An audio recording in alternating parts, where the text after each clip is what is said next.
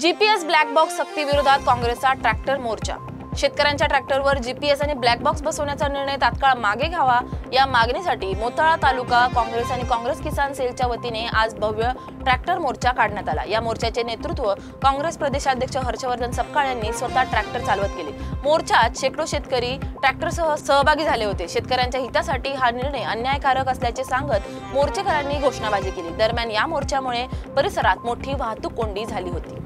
आज रोजी मोताळा तालुका काँग्रेस कमिटी व किसान तालुका काँग्रेस कमिटी या दोघांच्या संयुक्त विद्यमाने आज शेतकऱ्यांचा आम्ही हा ट्रॅक्टर मोर्चा आयोजित केला होता।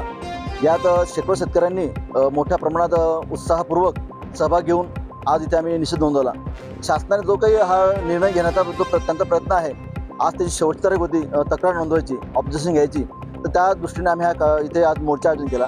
या मोर्चाचा मुख्य उद्देश की शेतकऱ्याकडे आजच्या स्थितीमध्ये या पाऊस अगदी पावसा लहरीपणाचा आहे, त्यानंतर शेतकऱ्यांना लागणारा खर्च आणि त्यातून जरी मेहनत घेऊन त्यांनी काढलेलं उत्पन्न आणि त्याला मिळणारा रास्त भाव हा भाव बघत असताना सगळं आजची शेतकऱ्यांची परिस्थिती ही अशी नाही आहे की शेतकऱ्याने त्या ट्रॅक्टरला तो ब्लॅक बॉक्स आणि जीपीएस बसवण्यासाठी 50 ते 70 हजार खर्च करावा, ही शेतकऱ्याची आजची ताकद नाही। आणि जर शासनाला एवढी शेतकऱ्यांची काळजी आहेच तर शासनाने स्वतःच्या खर्चाने शेतकऱ्यांना हा ब्लॅक बॉक्स बसून देण्यात यावा, जीपीएस बसून देण्यात यावं।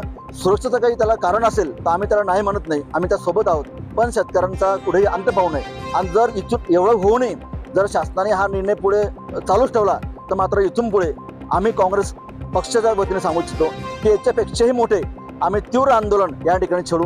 आज आमच्याकडे 100-125 ट्रॅक्टर इथे होते, इथून पुढे 500 ट्रॅक्टर राहतील, याची काळजी घेतली जाईल। शासनाने कधीही ते थोडक्यात घेऊ नये की आपण टाकलेला निर्णय हा प्रत्येक वेळेस शेतकरी मान्यच करतील आणि शेतकऱ्याविरोधी येणारा प्रत्येक निर्णय याला आम्ही इथून पुढे निर्णय तो होणार नाही याची काळजी घेतली जाईल। त्यासाठी तीव्र निर्देशन इथून पुढे आम्ही राबवू।